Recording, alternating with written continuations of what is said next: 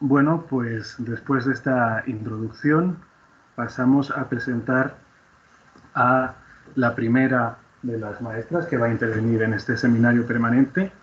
Consolación Baranda ha sido profesora del Departamento de Literatura en esta universidad, la Universidad Complutense, hasta su reciente jubilación, aunque a la vista está que su magisterio no ha parado todavía. Forma parte del grupo de estudio de prosa hispánica bajomedieval y renacentista, del que además fue co-IP desde el 2004 hasta el 2019. Es también una de las fundadoras de Dialógica BDDH, y sus aportaciones a dicho proyecto contribuyeron a convertirlo en uno de los principales hitos en el estudio del diálogo hispánico del siglo XXI, así como a acometer una primera incursión en las ahora tan de moda humanidades digitales. Las líneas de investigación a las que esta maestra ha dedicado su currículo profesional son tan numerosas como variadas. Por citar solo algunas, Consolación Baranda se ha ocupado de la literatura celestinesca y renacentista, con especial atención a los textos científicos. También ha prestado atención al género epistolar y al diálogo, a la vez que completa su investigación con diferentes estudios sobre las humanidades digitales y la edición de textos.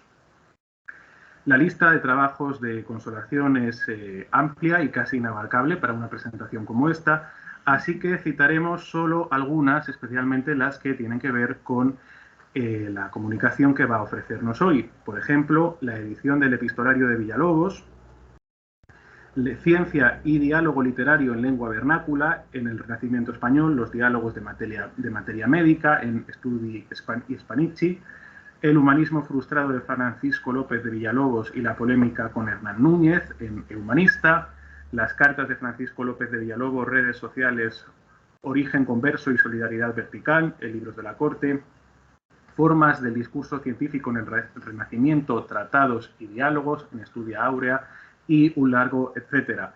A la vista está que la profesora Baranda es una de las mayores especialistas en la figura de Villalobos y que tiene mucho que ofrecernos sobre la literatura científica en el Renacimiento. Y es lo que va a hacer con todos nosotros durante esta intervención. Muchas gracias y adelante, Consolación.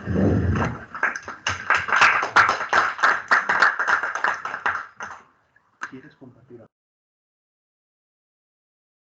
¿Que vean ellos en casa algo? ¿Quieres proyectarles algo? Sí, vale. Y tengo que dar esto lo que sé, yo lo veo. No se está abierto nada, todo.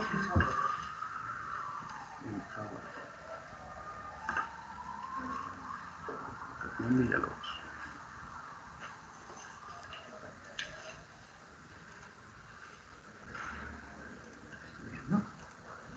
Y está. Pero eso lo puedes quitar todavía, ¿no? A presentar mejor para que no se vea. Mejor no está bien. ¿Lo dejamos así? Sí, que yo le doy aquí y ya aparece, ¿verdad? Eso es. Fenomenal.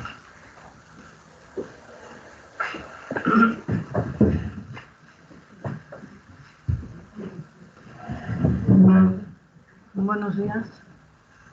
A nadie se le escapa que quien debe dar las gracias aquí soy yo por la oportunidad de volver a la facultad y además por un recibimiento tan cariñoso y excesivo, hiperbólico como el que he tenido. Me ha encantado la intervención de Mercedes y sobre todo la segunda parte, esto de perogrullo, o sea, no sé, lo de los 7 sabios de Grecia queda lejos, queda muy distante. Creo que más bien me voy a acercar a perogrullo en lo que voy a decir que otra cosa. Y sin más, voy a empezar.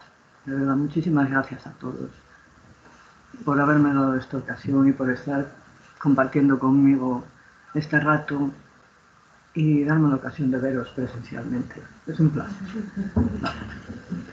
Voy a hablar de Francisco López de Villalobos. Y como no tengo por qué suponer que todo el mundo sabe quién es con detalle, aunque yo me haya dedicado a él desde hace bastante tiempo, voy a hacer un repaso a su biografía. Por eso les he facilitado una breve biografía, parece más bien una ficha policial.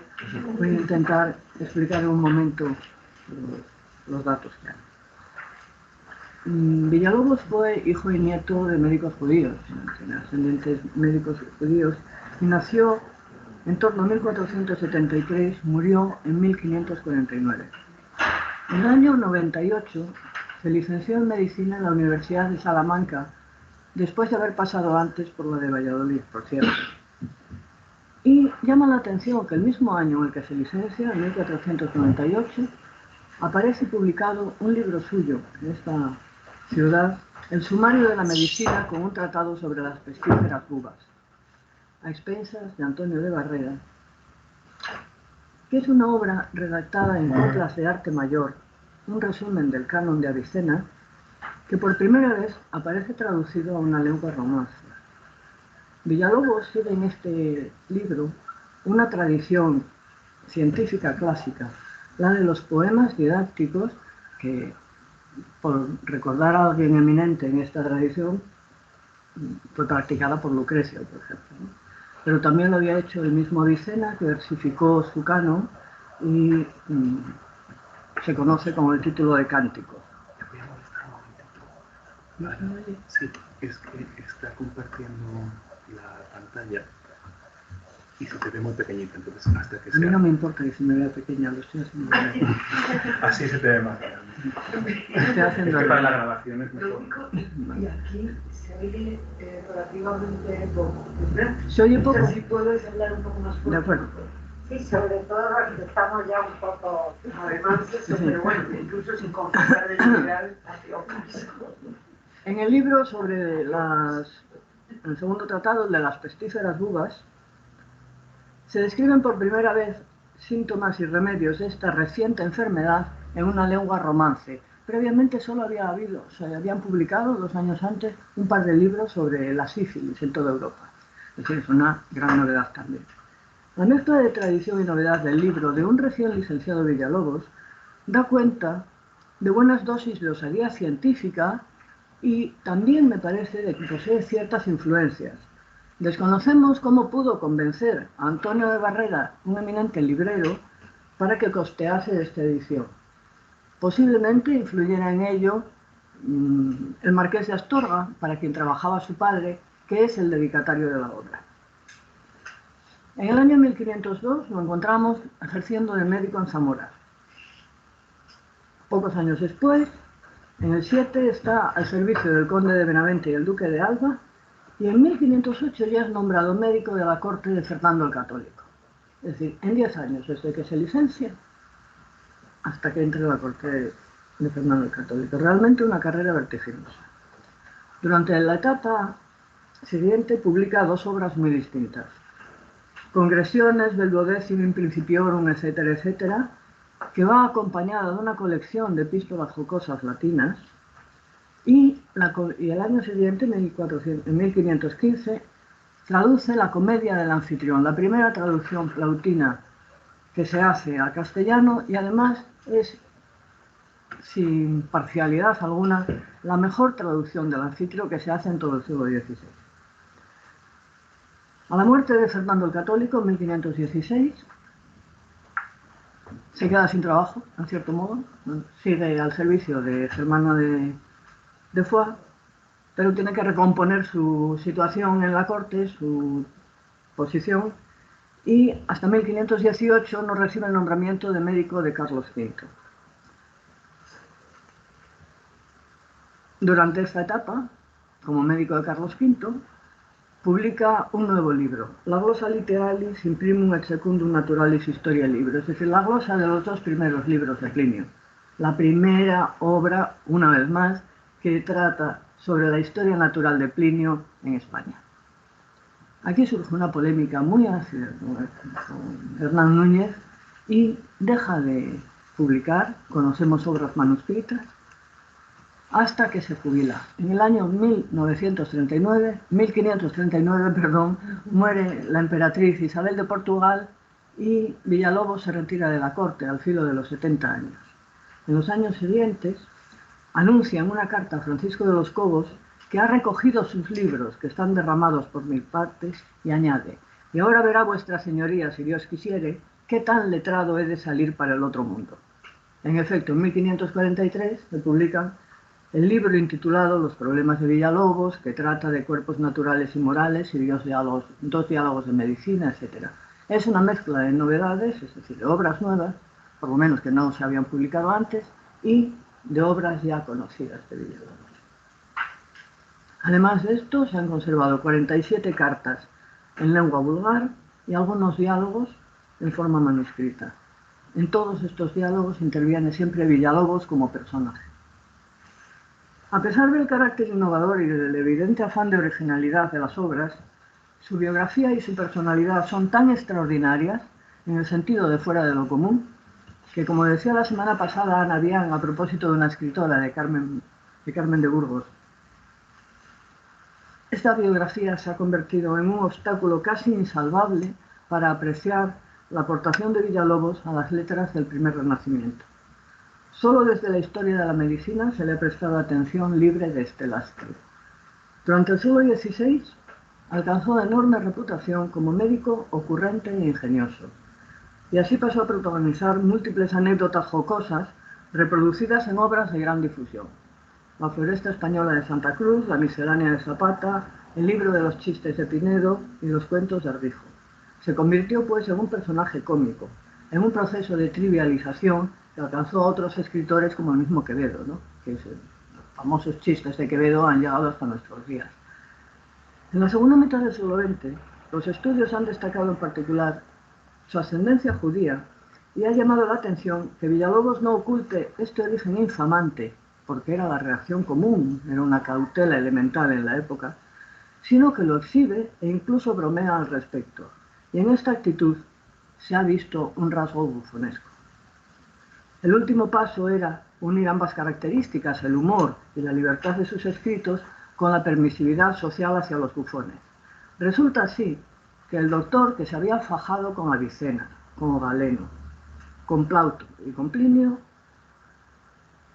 y que se relacionaba familiarmente con personajes de la talla de Alonso de Fonseca o su secretario Juan de Vergara, pasaba a convertirse para una parte de la crítica en personaje bufonesco a la par de un francesillo de Zúñiga. Afortunadamente, en los últimos años el panorama ha ido cambiando y el interés sobre sus obras se ha multiplicado. En los próximos minutos me ocuparé de sus epístolas para verlas a la luz de lo que Amadeo Cuonda denomina discursos cortesanos, como obras que hablaron de la propia corte. En particular, me voy a ceñir a un aspecto. ¿Cómo percibía la vida áulica López de Villalobos? Médico de origen converso con gran formación humanística, observador perspicaz que contaba con una excepcional trama de relaciones entre la alta nobleza.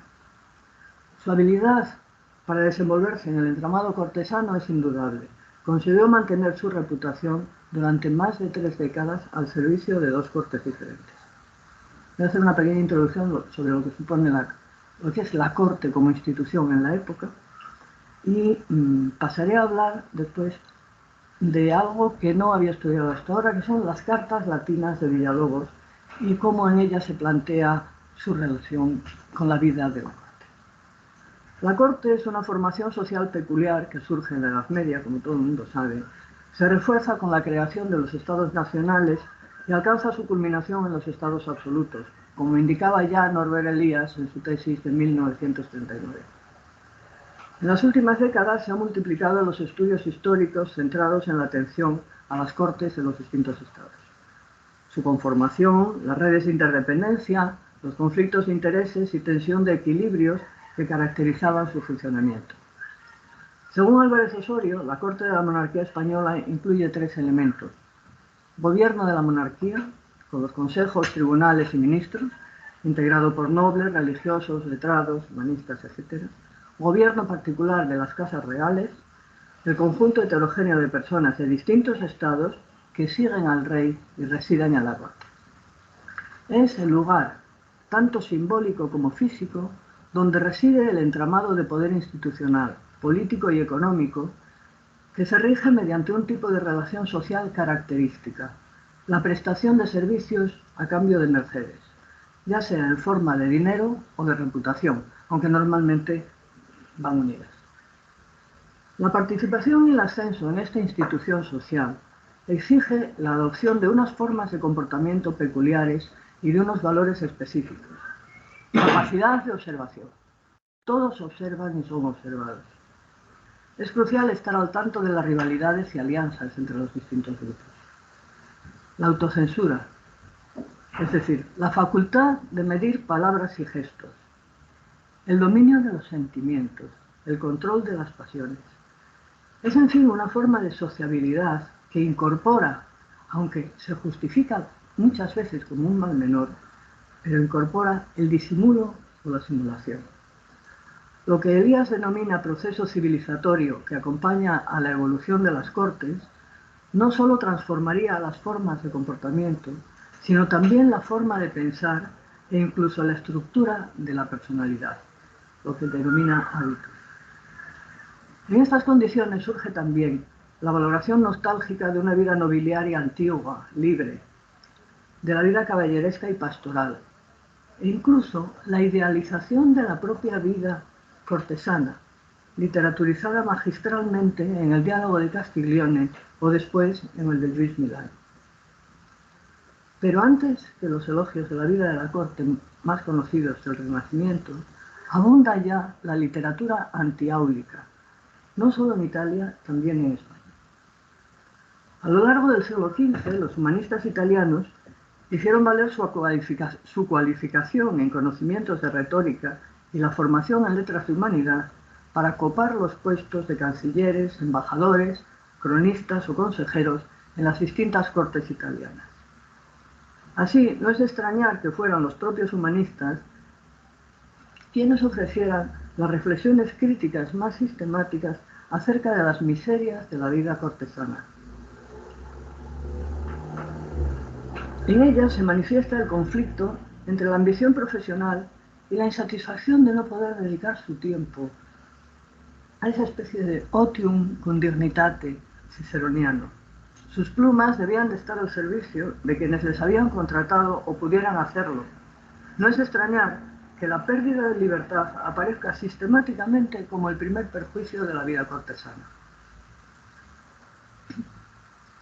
Voy a hacer un inciso. En 1530, Villalobos escribe a los duques de Nájera, que habían sido a los que se les había ordenado alejarse de la corte, a la duquesa de Nájera en particular, porque mediante una maniobra habían conseguido casar a su hijo con Luisa de Acuña, que tenía 3 pretendientes, y la emperatriz había ordenado que Luisa de Acuña estuviese en un monasterio, aprovechando una serie de circunstancias, cuando se saltaron la prohibición de la emperatriz y casaron a su hija con Luisa de Acuña. En castigo, les obligan a retirarse, y Villalobos, que tenía mucha familiaridad con los de Nájera, les envía una carta en la que lamenta su ausencia y añade con ello que se han liberado de la prisión de la corte. No tenemos otra consolación sino pensar que estáis fuera de las congojas, sujeciones pasadas, que era gran prisión para gente tan libre. Es decir, la libertad no solo afecta a quienes podemos considerar servidores inferiores de la corte. No, la libertad era una condición. La libertad se perdía también en el caso de la alta nobleza. Cierro el inciso. La participación y el ascenso en la institución de la corte. Los estudios sobre la literatura antiáulica en España durante el siglo XV destacan las reflexiones del canciller, casualmente canciller Pedro López de Ayala, en los fechos de Palacio del Primado, las críticas de Lucena en el diálogo sobre la vida feliz, el Speculum Humanae Vitae, Rodrigo Sánchez de Arévalo, y ya en el siglo XVI, la traducción de Miseris Curialium de Eneas Silvio Piccolomini, hecha por López de Cortegana en 1520. La obra de López de Villalobos ofrece abundantísimas reflexiones sobre esas décadas de vida áulica. Sin embargo, no figura en ninguno de estos repertorios. En cambio, sí lo hacen obras, esos repertorios de obras sobre la vida áulica, ¿no? En los que siempre aparece menosprecio de corte y alabanza de la aldea, o el aviso de privados y y doctrina de cortesanos de Guevara, el aula de cortesanos de Castillejos, etcétera, etcétera. Villalobos no lo he visto incluido en ninguno de los libros sobre la literatura antiáulica o la literatura áulica del Renacimiento. El primer texto de Villalobos que da cuenta de esta relación con la corte es el epistolario de 10 cartas jocosas latinas que publicó en 1514 junto con el tratado médico titulado Congresiones del Franciscano. Según dice, el propósito de estas cartas es que sirvan de descanso a la fatigosa lectura del tratado previo. La primera está datada en agosto de 1498 y la última en octubre de 1510. Disponemos, la edición de 1514.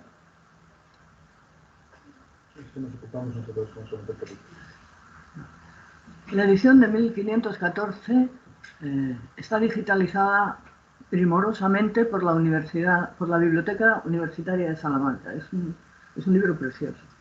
Y las cartas se pueden leer con traducción, también accesible en red, en 2 ediciones. La primera, la de Favier de 1886, las obras de Villalobos, y la segunda, de Ángel Alcalá, en 2017, en la revista Humanista Conversos. En las citas que voy a reproducir, yo he utilizado la edición de Favier, que es con la que tengo más familiaridad. Solo he modificado las formas de tratamiento, porque, claro, el latín utiliza el tuteo, y en ambos casos han intentado adaptar las formas de tratamiento a los usos de la época con resultados desiguales. Entonces yo he preferido volver al tuteo y es la única modificación que he hecho.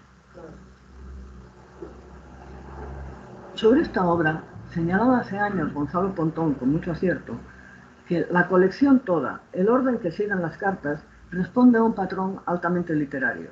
Nos hallamos, en suma, ante un epistolario humanístico jocoso trenzado en torno a la personalidad del médico.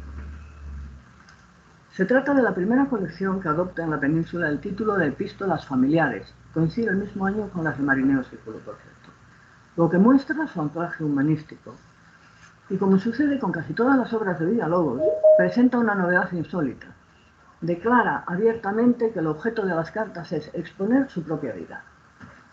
En efecto, la obra debe leerse en conjunto, no es una suma aleatoria o arbitraria de cartas aisladas, porque a lo largo de ellas se desgranan sucesivas etapas vitales del autor.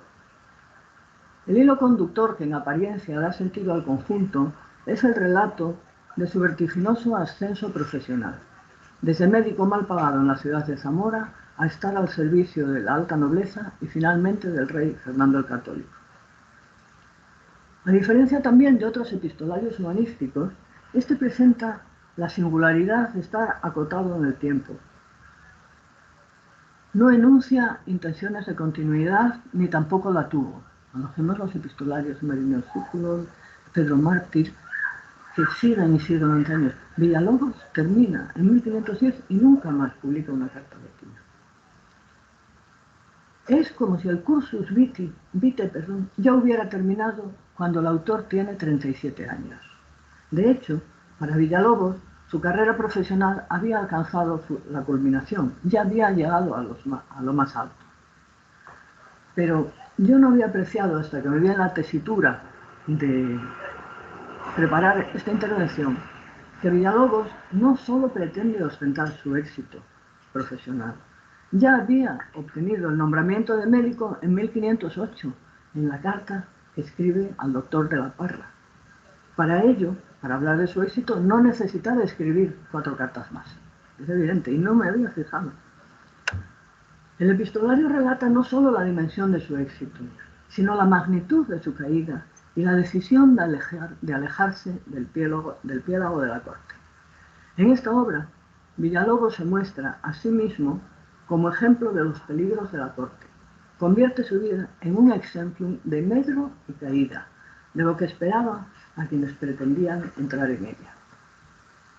No voy a detenerme en cada una de las cartas, pero voy a hablar de este itinerario, parándome en las que me parecen más relevantes para apreciarlo. La primera está escrita desde Zamora, donde, como dice, es un médico ignotus, sin nombre. Me parece un adjetivo muy preciso para su situación que contrasta con sus aspiraciones, ¿no? Responde en ella a los consejos de su padre sobre cómo debía conducir su futuro profesional. Su padre le decía que debía comportarse con benevolencia, aceptando lo que los enfermos pudieran dar a cambio de sus servicios, vivir con castidad, abstenerse de diagnosticar de manera precipitada, mantener la dedicación al estudio, guardar secreto y custodiar el honor de sus pacientes. Ante estas recomendaciones, el doctor Villalobos describe con humor la escasez de medios. Como solo atiende a amigos, pues tampoco le pagan más que con la amistad. Y esta escasez hace que no le quede más remedio que vivir en castidad. Por otra parte, los múltiples trabajos de su profesión imposibilitan el estudio. Es un retrato humorístico de sus condiciones profesionales. Como se puede apreciar en la fotocopia de las cartas, entre la segunda y la tercera se produce un salto temporal acusado de 1502 a 1507. Y este año se ha producido un cambio. Villalobos ya no es un simple médico a Zamora. Las dos epístolas de 1507, que hay dos, mencionan a dos pacientes concretos y de otra condición social. En la primera, dirigida a Gonzalo de Moros, médico de quien no sabemos nada, responde a su pregunta sobre la salud del conde, con seguridad, el de Benavente.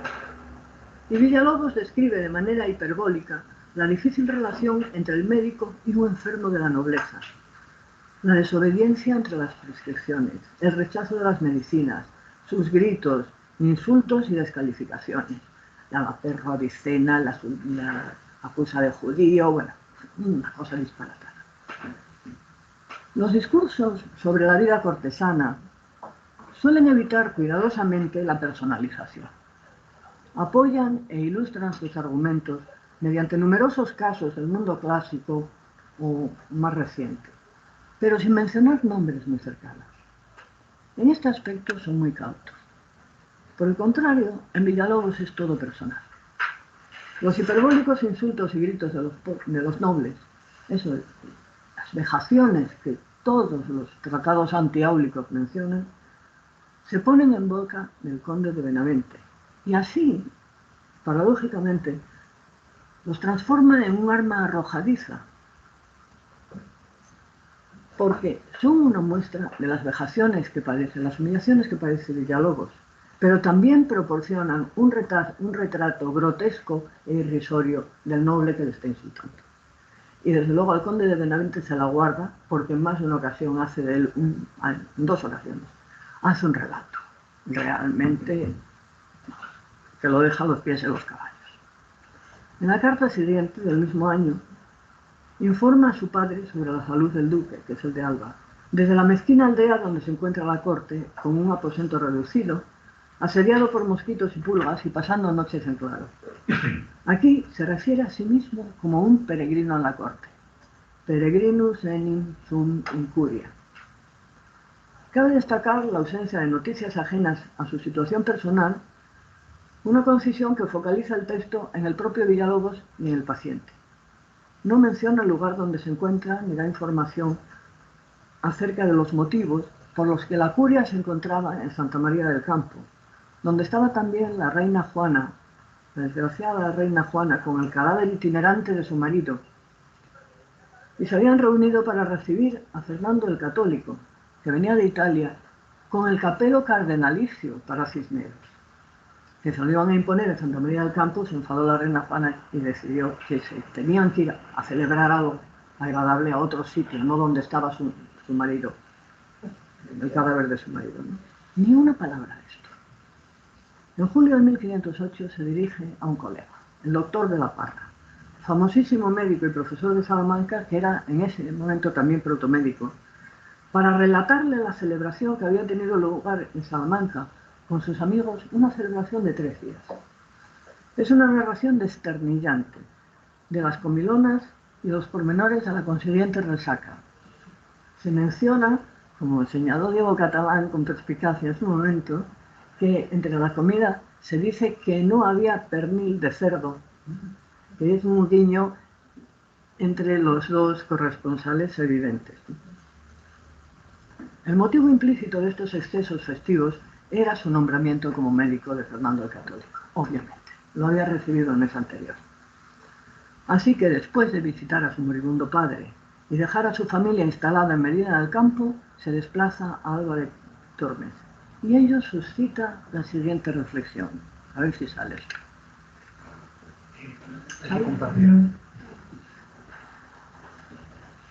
Antes estaban contemplando solo para la maestra. Ahora convertimos aquí. Ahí está. ¿Se puede quitar esto? Sí, por la presentación de información.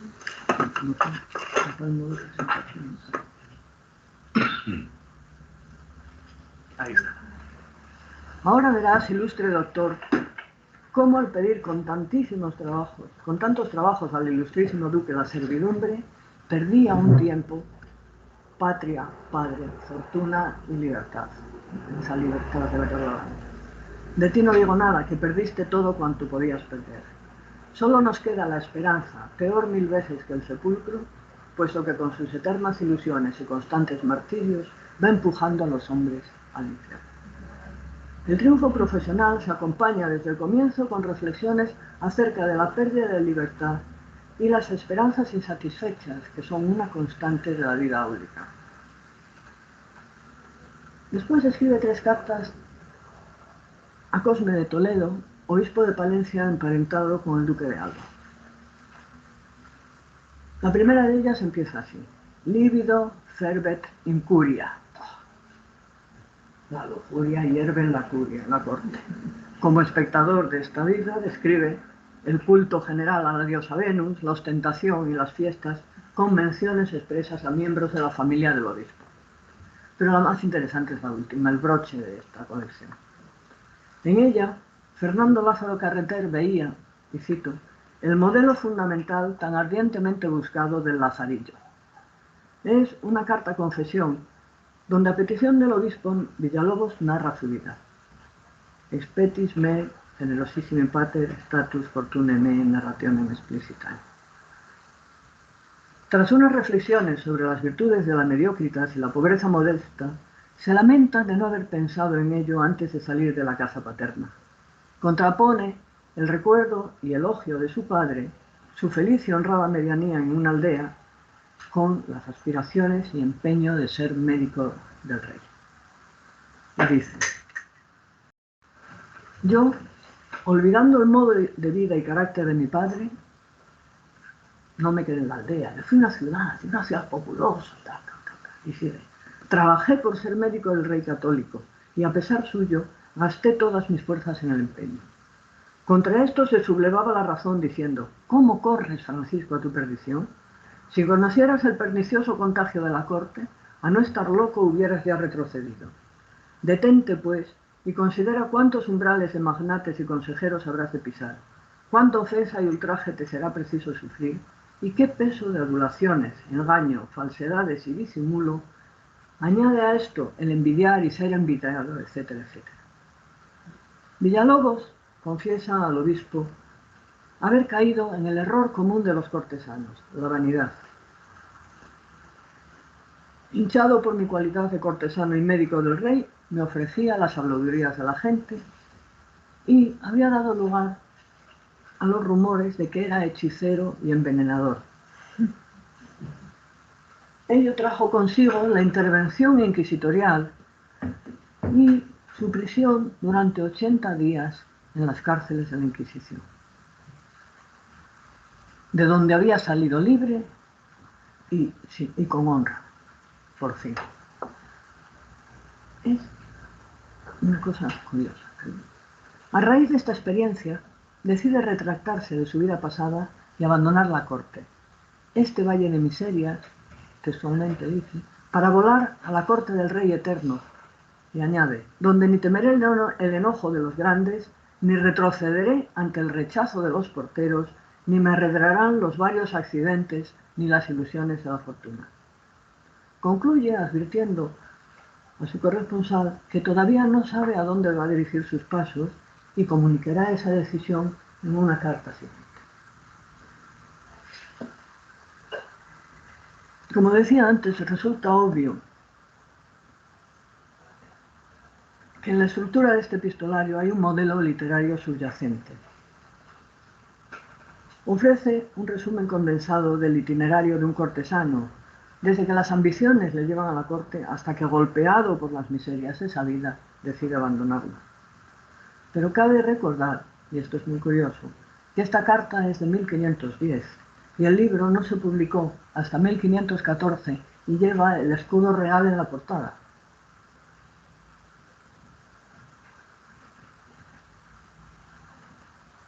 Esta colección es un artefacto literario, en el que se entreveran de manera inseparable las veras y las burlas, la realidad y la ficción. Ello unido a la ausencia de citas, ausencia total de citas y anécdotas clásicas que son comunes en las obras de los humanistas, conduce al investigador, a mí me conduce a terrenos pantanosos. El relato autobiográfico tiene apoyos literarios evidentes. Los tópicos acerca de la vida curial, difundidos por la literatura del XV, se despliegan de manera estratégica a lo largo del texto. El elogio de la vida mediana, que se contrapone a la pérdida de libertad de la vida áulica, las incomodidades de los aposentos y lugares a los que se desplaza la corte, las humillaciones, la necesidad de congraciarse incluso con los porteros.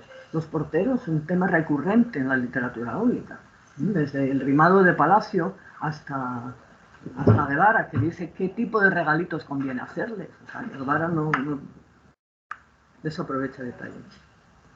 Las malas costumbres de la vida de palacio, donde las esperanzas siempre son frustradas, los peligros de la envidia, las mudanzas a la suerte, todos estos tópicos aparecen.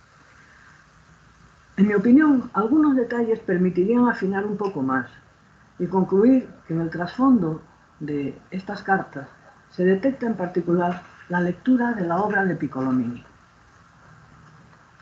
6 años antes, están publicadas 6 años antes de que se publicase la traducción de Cortegana, de Lope de Cortegana, pero esto indica que es una obra que ya se conocía, con lo cual Villalobos la podía conocer perfectamente.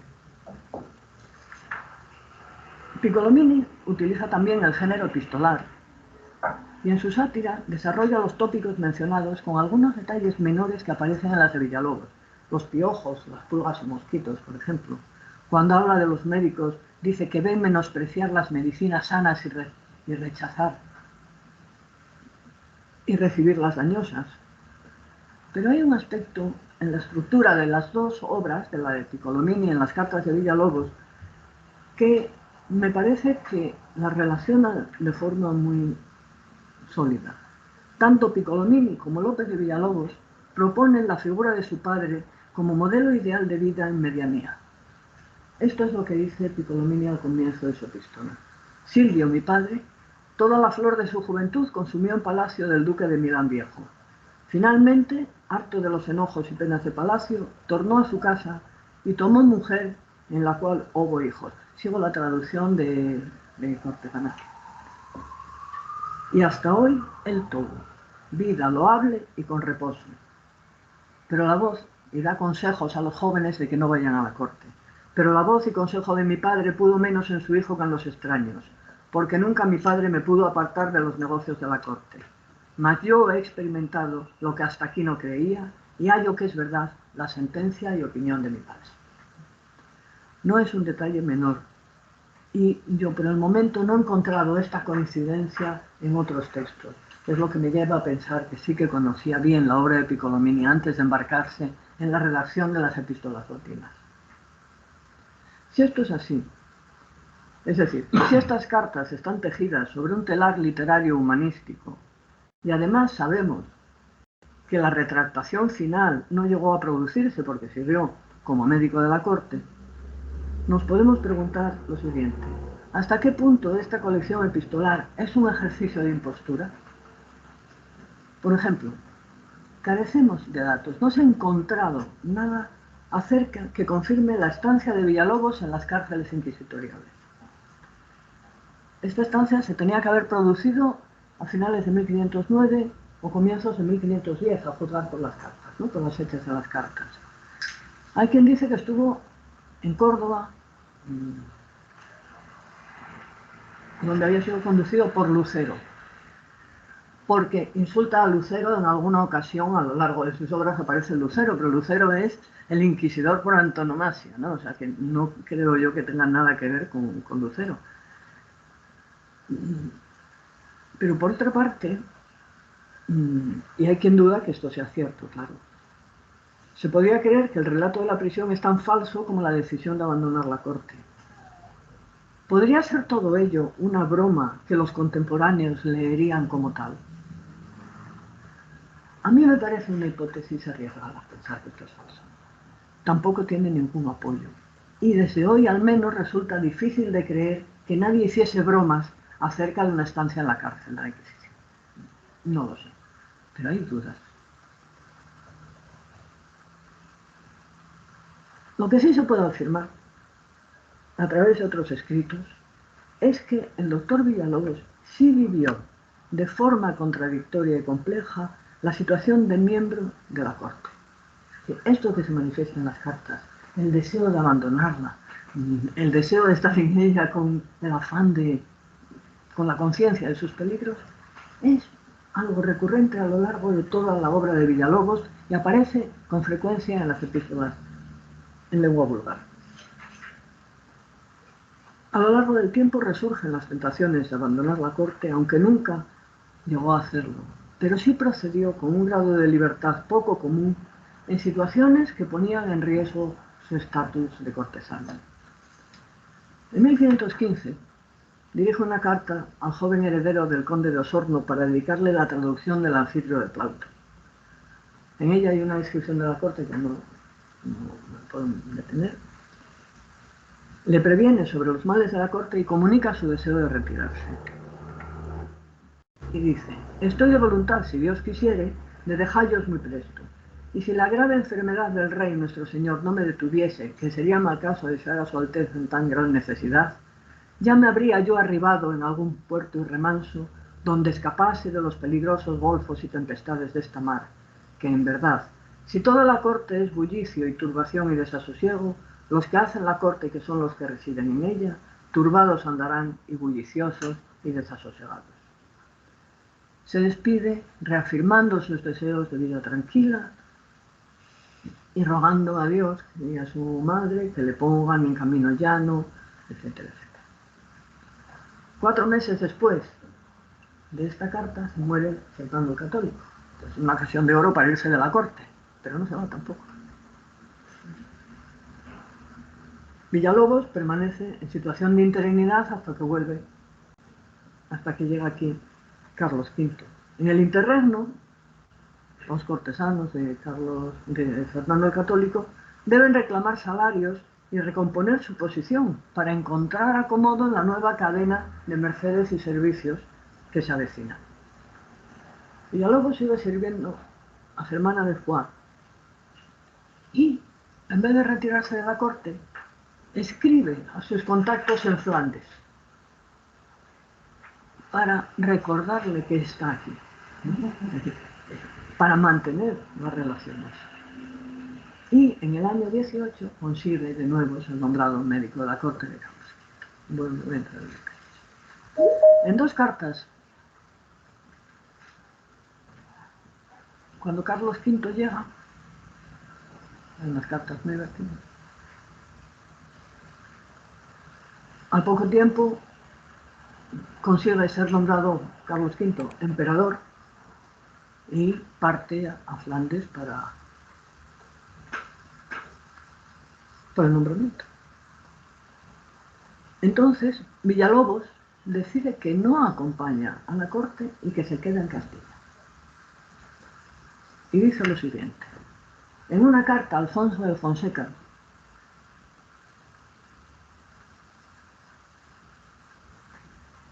dice: ahora veisle aquí, a propósito del nombramiento, ¿no? Ahora veisle aquí emperador al nuestro. Si será por eso mejor o peor para nosotros. Cierto es que no le veremos más en Castilla, y que cesarán las cortes y los tratos y el dinero.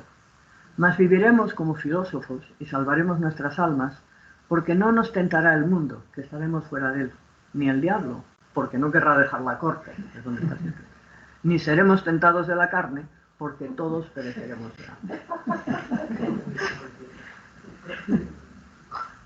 Con la partida del emperador, lo hace en el mundo, el demonio y la carne, se rompe esa cadena de servicios y mercedes una vez más. En la carta siguiente al mismo Alfonso de Fonseca, justifica así su propósito de no salir a la corte.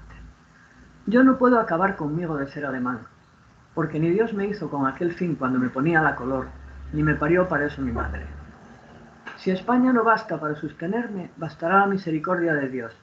Es muy corta la vida para poner sobre ella tan gran jornada, y es muy ruin mercaduría curar calenturas donde no hay sino nieves y la mar cuajada. Y comunica su decisión de instalarse en Medina de Río Seco, donde permanece durante la Guerra de las Comunidades.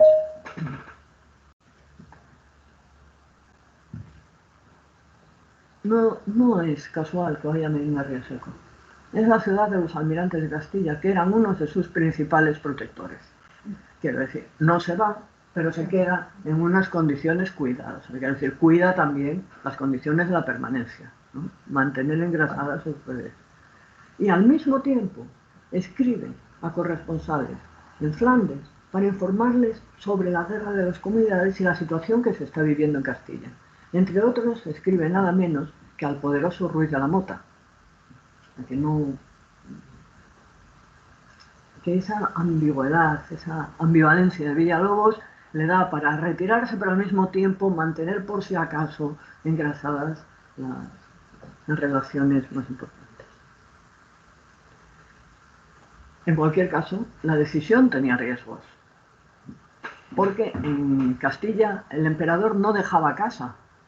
Sí la dejó cuando se fue después de la boda con Isabel de Portugal, y por eso Villalobos se quedó al servicio de la emperatriz y de sus hijos. Pero cuando se fue en este viaje, no quedaba corte del emperador, se habían ido todos con él. También tuvo otro momento en el que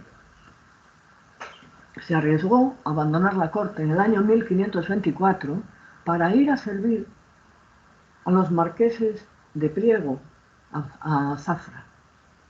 Parece que debido a diferencias profesionales con un nuevo médico del emperador Narciso de Ponte. Sin embargo, esta ausencia tampoco tuvo consecuencias, porque la documentación indica que Villalobos siguió cobrando todos sus salarios durante los meses que estuvo ausente de la corte, que no sabemos cuántos fueron. El margen de libertades que se permitió a lo largo de su vida seguramente está relacionado con la fortaleza de la trama de relaciones que consiguió establecer con un grupo de la alta nobleza. Basta con repasar la nómina de sus corresponsales, es abrumadora. Respecto a esa situación ambigua, ¿no?, de necesidad de la corte y de conciencia crítica ante la vida de la corte, esto reaparece en las cartas que escribe después de su retiro, en los años 40, cuando tiene más de 70 años. En 1542, en septiembre, escribe a Francisco de los Cobos,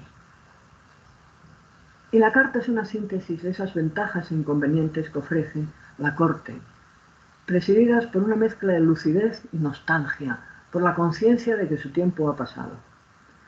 Los sentimientos contradictorios se plasman en las intervenciones de unos diablillos tentadores que recuerdan la vida de la corte y las respuestas de Villalobos a esos diablillos, en unos diálogos que reproducen el desdoblamiento de sus reflexiones. Muy ilustre señor, cuando en Valladolid, en casa de vuestra señoría y en compañía del señor don Juan Manuel, estoy arrepentido y siento soledad del regocijo de la corte, ¿qué haré en Valderas sino echar carne de una encina de aquella? Y no es posible otra cosa, porque los diablos que eran allá mis conocidos se vienen acá a brincar conmigo con muchas maneras de tentaciones.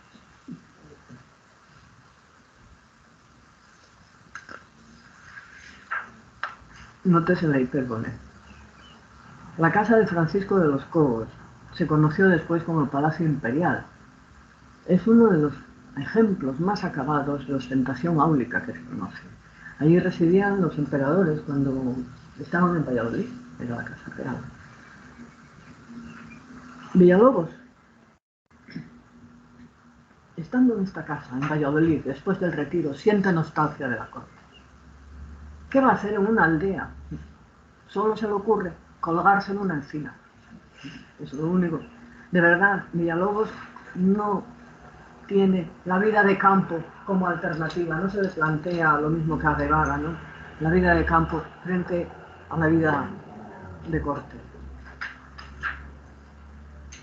Relata las tentaciones de estos diablillos que le recuerdan sucesivamente los juegos, las risas, las conversaciones, el privilegio de acceder a la cámara del emperador, que no tenía muchos nobles,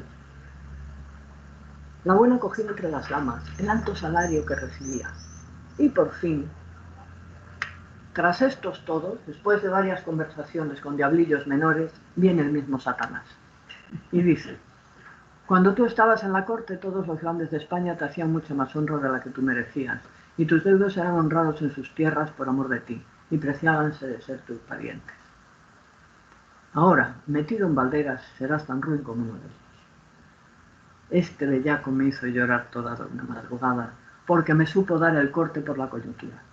Que somos todos tan amancebados con esta vanagloria, que por un puntillo de honra pasamos la más trabajosa vida del mundo, y por ello la perdemos. Así que quedé yo muy quebrantado con este encuentro. La vanidad, como en la confesión que hacía al obispo Cosme de Toledo en las epístolas latinas, es el primer peldaño que conduce al palacio. Sigue siendo para Villalobos, en los años 40, el vicio medular de la vida áulica. Y por fin, termino. El último texto conocido de Villalobos es una carta al almirante de Castilla, Luis Enríquez y Teresa y Pérez Girón, que era descendiente del antiguo almirante de su protector. Mientras estaba en Italia acompañando a Felipe el príncipe entonces, en su primer viaje. Y en esta carta le aconseja que a su vuelta no se dejase tentar por la vida cortesana. Dice lo siguiente: ilustrísimos señores, las nuevas de la corte son estas. Anda en ella una señora que se llama Doña Esperanza, que trae perdida la mayor parte de los cortesanos. Y aunque ella es muy gran puta, que a todo se da, son muy pocos los que alcanzan lo que ella promete. Y estos, si son gente baja que no tienen que perder, todos ganan con ella. Los grandes todos pierden, porque vale mucho menos la presa que esperan que lo que ellos despenden de su patrimonio tras ella. Si la dicha puta vieja acordare de traerle suspenso y engañado, mi parecer sería que desespere y se vuelva a su casa. En apariencia, este consejo a un joven, aunque sea de alta nobleza, coincide con lo que decía en la epístola latina el doctor de la Parra en 1508, es decir, los motivos se siguen repitiendo. Solo nos queda la esperanza, peor 1000 veces que el sepulcro, puesto que con sus eternas ilusiones y constantes martirios va empujando a los hombres al infierno.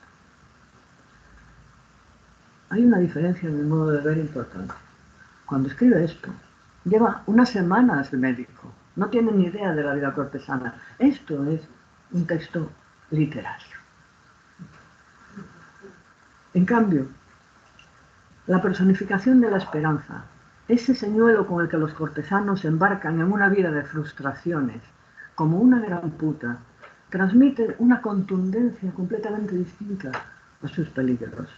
Aconseja desde la atalaya de la edad, cuando los tópicos anticortesanos ya se han experimentado como realidades. Por eso se personifica, se personaliza de una manera completamente diferente del mismo tópico al comienzo y al final de su vida. Muchísimas gracias.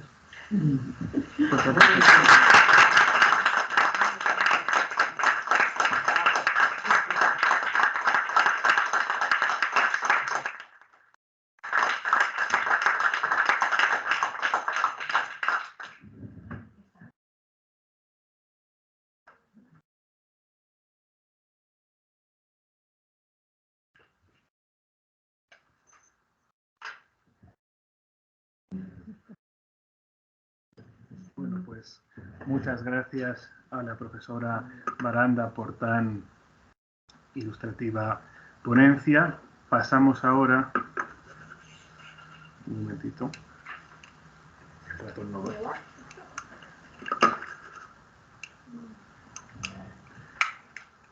No se acaban los problemas técnicos.